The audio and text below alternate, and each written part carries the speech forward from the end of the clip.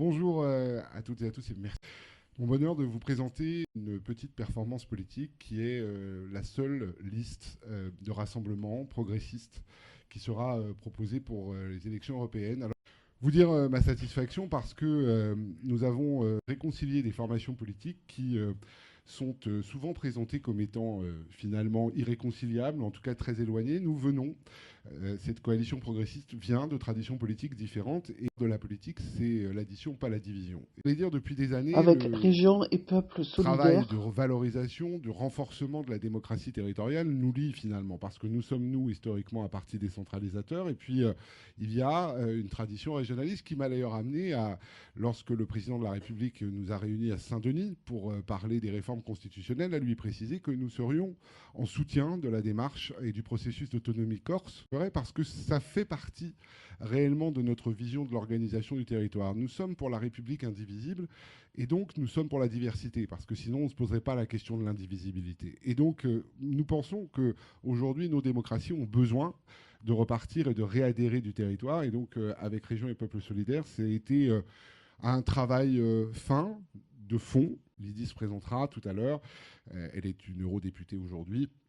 Mais c'est avant tout une femme de Bretagne, engagée pour la Bretagne. Et si j'avais lancé un appel à tous les Européens Volt. convaincus, et Volt est venu, qui est convaincu du besoin d'une Europe renforcée, convaincu du fait que c'est par l'Europe que nous pourrons résoudre un grand nombre de solutions. Et Raina, qui est bulgare par ailleurs, d'origine, s'exprimera tout à l'heure. Et puis j'avais lancé un appel aussi à la Macronie de gauche, Collectif de gauche et collectif des réformateur. sociodémocrates et réformateurs, qui est une des autres composantes par ailleurs de la Convention. Bernard Cazeneuve, au total, il y a 4 des composantes de la Convention sur cette liste. Mais c'est aussi l'arrivée sur cette liste de Juliette Méadel, qui nous rejoint, ancienne secrétaire d'État, une personnalité remarquée et remarquable. François Béchiot, le mouvement des progressistes, qui est un mouvement dont l'humanisme est démontré pour toutes les causes, l'Ukraine, les femmes d'Iran. C'est une coopération qui est née et qui nous a amené à nous élargir jusqu'à la société civile. Et je veux saluer Zoriana, qui est à côté de moi, présidente du syndicat des Ukrainiens de France. Nous serons donc la seule liste à afficher clairement notre soutien à ce qui se passe en ce moment aux confins de l'Europe.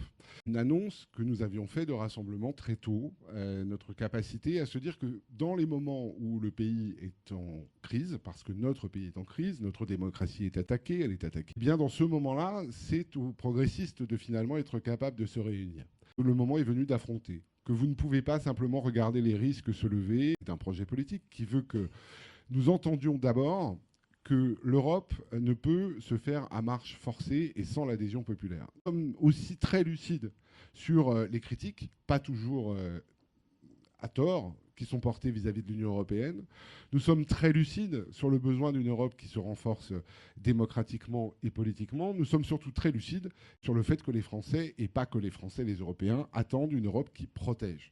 Notre projet repose sur 3 piliers. D'abord, une Europe qui fonctionne. Première proposition qui tendent à dire que nous devons nous structurer en matière notamment de souveraineté industrielle, que nous devons, et notamment sur le médicament, nous proposons un Airbus du médicament parce qu'il est complètement inconcevable dans notre pays qu'on ait des pénuries de Doliprane, d'amoxicilline, mais ça va jusqu'aux diabétiques aujourd'hui qui ont des difficultés à s'approvisionner. Nous avons dans l'idée d'une Europe qui fonctionne un renforcement aussi de nos capacités de défense, qui passe par un pilier européen de l'OTAN. Nous savons tous la menace qui plane sur l'OTAN avec l'élection possible de Donald Trump. Nous considérons que les Européens ne peuvent pas continuer de fonctionner en ordre dispersé, surtout avec la menace russe, et qu'il faut commencer à coordonner nos armées, les coordonner aussi en termes de moyens et simplement d'armement. Une Europe qui fonctionne, c'est aussi une Europe qui permet aux jeunes de découvrir l'Europe. Nous sommes pour un passe-rail entre les capitales gratuit, entre 16 et 25 ans, pour que la jeunesse d'Europe continue de porter cet idéal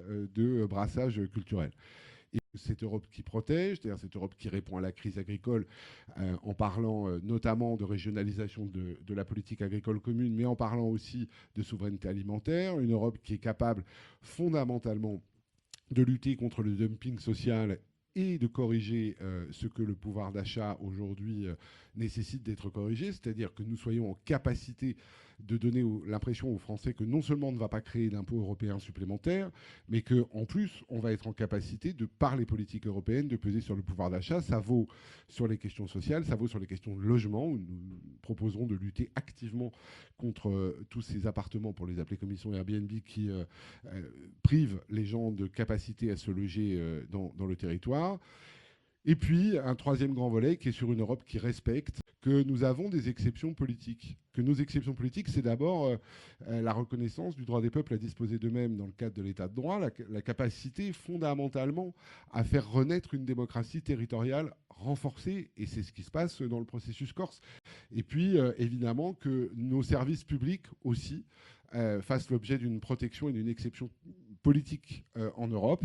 Nous ne leur demandons pas de changer, mais ils ne peuvent pas nous contraindre à le faire. Nous sentons bien aujourd'hui le besoin de réaffirmer que l'Europe ne viendra pas nuire à notre construction politique, républicaine, universaliste, laïque et basée sur les services publics.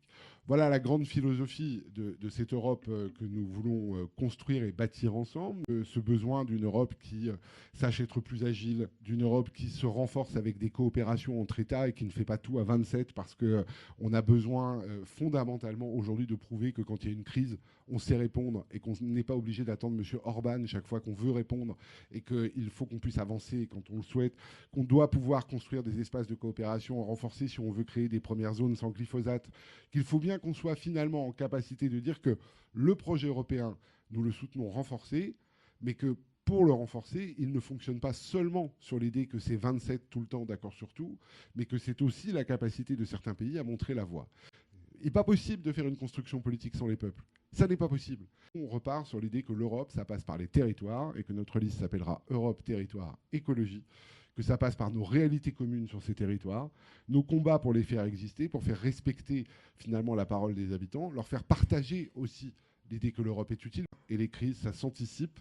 Et donc, on a besoin aussi d'une Europe qui soit capable d'être beaucoup plus performante et rassurante. Cette envie de faire bien et le mieux possible ensemble, et cette envie de faire dans la diversité politique, puisqu'une liste qui va du régionalisme jusqu'au radicalisme, en passant par les sociodémocrates, les réformateurs, la Macronie de gauche, les mouvements humanistes et la société civile, est quand même une liste qui fait la promesse qu'elle ressemble au pays qu'elle veut représenter au Parlement européen. Moi, je suis un élu local, comme beaucoup ici. Je suis fatigué de ces listes qui ne font que toujours rassembler des profils sociologiques identiques. Lydie Massard se présentera.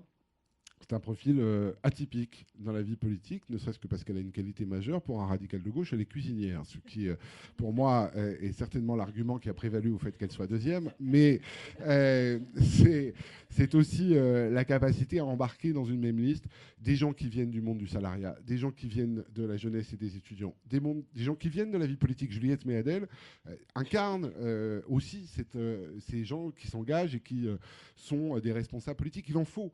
Mais il faut être capable d'associer, d'additionner les deux et de ne jamais soustraire, parce que sinon c'est l'Europe qui va se soustraire et c'est la France qui est en train de se soustraire.